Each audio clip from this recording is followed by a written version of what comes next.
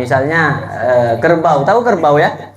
Kerbau itu merasa terusik dengan adanya kutu. Tapi ketika burung jalak menghinggap, apakah merasa terganggu? Tidak, karena burung jalak membantu kerbau untuk menghilangkan kutu yang ada di kepalanya. Ini artinya apa? Makhluk lain saja masih membutuhkan yang lain. Lalu kenapa manusia dengan egonya, aku bisa dengan diriku sendiri? Tidak. Contoh kayak saya butuh bantuan panjenengan semua ini. Dalam pembangunan pondok pesantren Salafiyah Al Aziz, butuh batako, ya adalah sedikit-sedikit, butuh pasir, semen, macamnya. Karena tidak mungkin dikerjakan sendiri. Jangan ketawa San. San. Itu artinya simbiosis mutualisme. Jadi kalau udah rizkinya yang diberikan oleh Allah Subhanahu wa taala tidak akan pernah tertukar. Tidak usah takut. Rezeki dari Allah, jodoh juga dari Allah, maut juga dari Allah, semuanya dari Allah. Syaratnya mati, tidak ada orang nunggu tua, tidak nunggu sakit, tidak ada duduk-duduk kadang mati. Nyari jodoh kemana-mana kalau udah rezekinya kadang di belakang rumah, kadang di samping rumah. Nyari kemana-mana tak dapat. Ada yang seperti itu. Kalau memang rezekinya pasti akan datang kepada kita.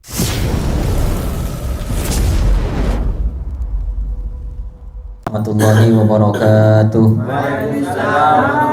Alhamdulillah wassalatu wassalamu ala khairi khalqillah Sayyidina Muhammad ibn Abdullah wa ala alihi wa ashabihi wa man tabi'a sunnatahu wa qtada bihuda ila yaumil liqa'illah wa la hawla wa la quwwata illa billah amma ba'du. Hadratal muhtaramin wal a'izza, para jemaah sholawat dan zikir majelis zikiran, mobil khusus kepada Sohibul Bait Bapak Haji Udin sekeluarga. Mudah-mudahan kita semua tetap dalam lindungan Allah Subhanahu wa taala, mendapatkan berkat dan syafaat dari baginda Rasulullah Muhammad sallallahu alaihi wasallam. Para hadirin yang dirahmati oleh Allah, sekarang kita masuk ke dalam hadis yang ke-9. Qala al-musannifu rahimahullahu ta'ala wa nafa'ana bihi wa bi'ulumihi fid dharaini amin. Bismillahirrahmanirrahim. Al-haditsut tasi'u, adapun ini adalah hadis yang ke-9.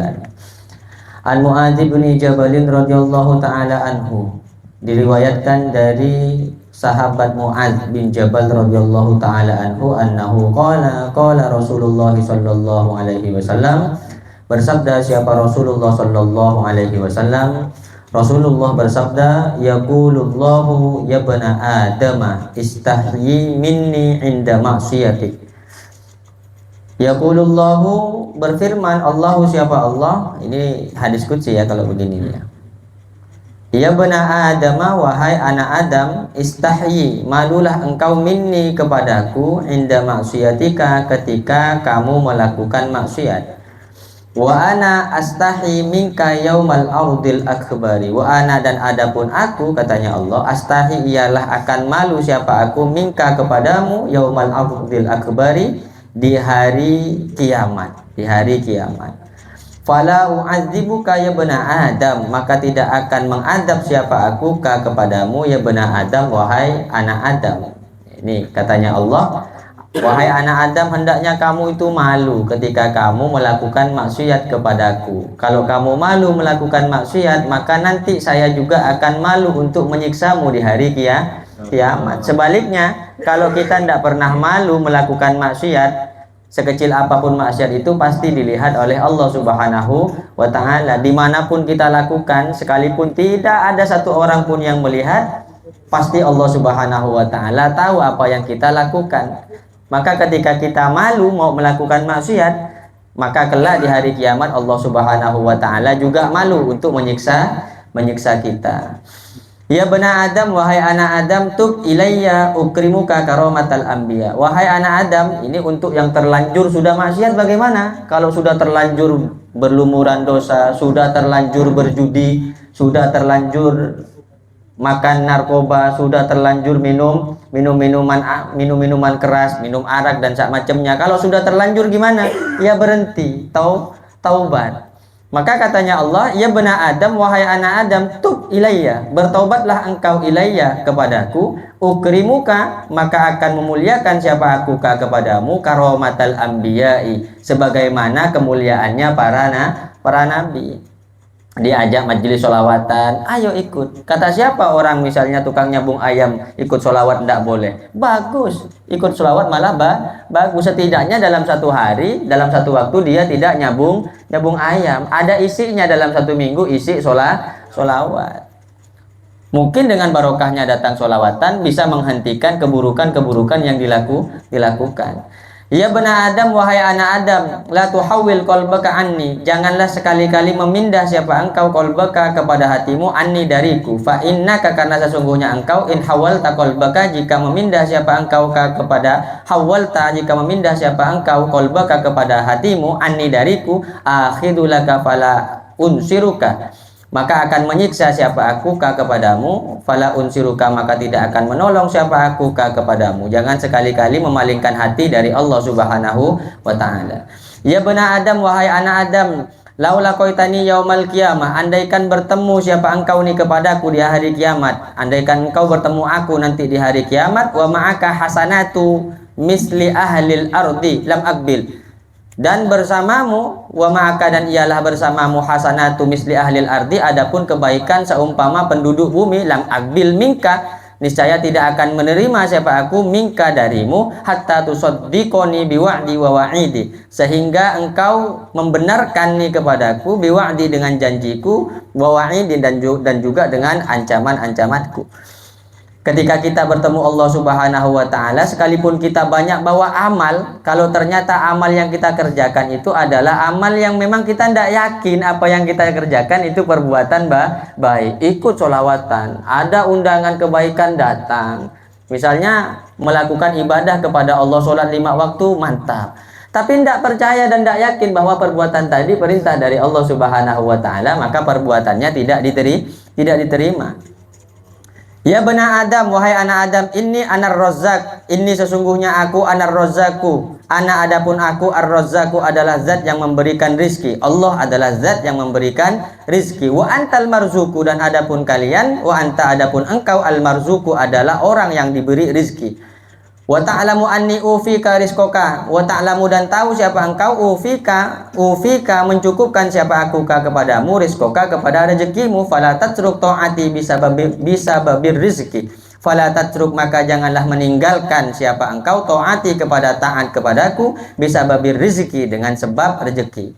Yakin tak kalau Allah Subhanahu wa ta'ala adalah zat yang memberikan kita rezeki? Allah yang memberikan kita rezeki. Apa katanya Allah? Kamu tahu bahwa mulai dari kandungan, kita ada di dalam kandungan, di dalam alam rahim, yang memberikan rezeki siapa? Allah. Apakah kita kerja buat bata di dalam kandungan? Tidak. Apakah kita kerja bangunan di dalam rahim? Tidak. Tapi kita hidup sampai sekarang. Kenapa ketika sudah lahir dari alam rahim kemudian tidak percaya bahwa Allah yang ngasih rezeki? Apa dia ngomong? Kalau tak kerja tak makan. Kalau gitu kok mati dari dulu seharusnya. Kok baru sekarang ngomong? Kan tidak begitu kan? Allah yang memberikan rezeki. Lalu kenapa dengan kita hidup di dunia kemudian kita sibuk mencari rezeki, ternyata kita mencari rezeki menjadi sebab jauhnya kita kepada Allah Subhanahu wa ta'ala. Lalu kenapa mencari rezekinya kita menjadi sebab untuk kita tidak taat kepada Allah Subhanahu wa ta'ala? Kau ngapa tak puasa? Tak bisa aku kerja siang. Kerjanya jadi haram, dapat duitnya jadi haram. Kan repot jadinya kan? Mengandalkan rizki, sebab rizki yang dia cari rizki itu untuk dirinya, itu sebagai sebab untuk melalaikan diri kepada Allah Subhanahu wa ta'ala. Seharusnya tidak begitu. Ya kerja tetap kerja. Ya waktunya sholat ya sholat. Fa innaka, karena sesungguhnya engkau intarok tatoati bisa babi rizkika, jika engkau meninggalkan taat kepadaku sebab rezekinya kamu itu, aujabtu alaika uqubati, maka memastikan siapa aku alaika atasmu uqubati kepada siksaanku, maka akan semakin disiksa oleh Allah. Gara-gara apa? Tidak mau taat. Apa penyebab ketidaktaatannya? Sibuk dengan mencari rezeki. Ya bani Adam, wahai anak Adam, ihfad li hadal khisola, jagalah olehmu li untukku hadhil khisola, kepada beberapa perkara ini, al khamsa yang 5, walakal jannatu, walaka, dan ialah bagimu al jannatu, adapun surga. Ada satu riwayat, ada satu cerita kama jaa fil khabari, sebagaimana yang diterangkan di dalam hadis bahwa Allah Subhanahu wa taala, ini membahas persoalan rezeki, bahwa Allah Subhanahu wa taala menciptakan seekor burung yang berwarna hijau fil hawa, yang hidupnya di udara. Ternyata hewan ini, para hadirin, ternyata hewan ini yang didesain Allah ini sebagai al-musawwir. Allah ini adalah zat yang maha mendesain sesuatu. Kalau sudah didesain oleh Allah Subhanahu wa taala, punya tangan, punya kaki dan semacamnya, itulah yang terbaik yang diberikan oleh Allah kepada kita. Ada seekor burung yang berwarna hijau ini, desainnya memang luar biasa dari Allah Subhanahu wa taala.